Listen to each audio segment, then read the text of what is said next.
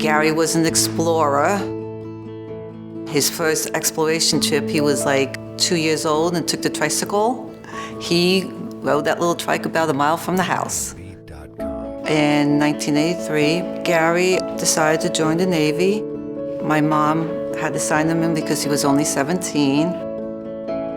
I didn't have a lot of contact with him from when he left the Navy until he actually got a home base like in Colorado and Nevada.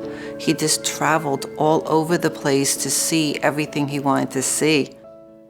I got a phone call that my brother had been in an accident. He was in the hospital out in Denver, and he had a severe brain injury.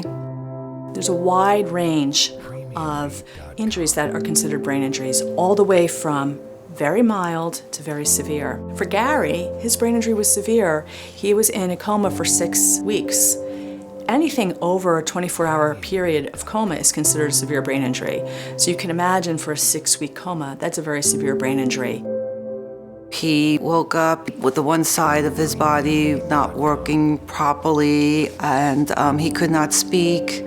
He was on a feeding tube. When Gary came to Bancroft, he was in a wheelchair. He could walk a couple of steps, but that was it.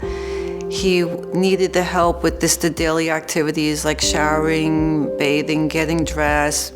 So he needed the staff care that was the 24/7. Gary came to us in 2011 through the Assisted Living Pilot Program for veterans with traumatic brain injury. That's funded by the VA, and it provides for community-based residential rehabilitation for veterans who've sustained traumatic brain injuries. I started working with him in April 2011, and he was in his wheelchair, dependent for all forms of mobility at that time. But once he felt a little confident, he was able to progress throughout the year from a rolling walker to a wide-base quad cane to a narrow-base quad cane, and then training even on a single-point cane the following year. I could walk without a cane. Inside, outside I could use a cane or a walker.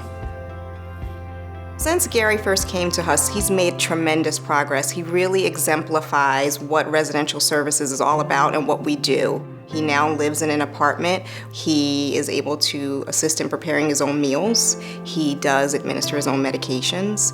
He's actually able to go out into the community on his own and walk to where he wants to go.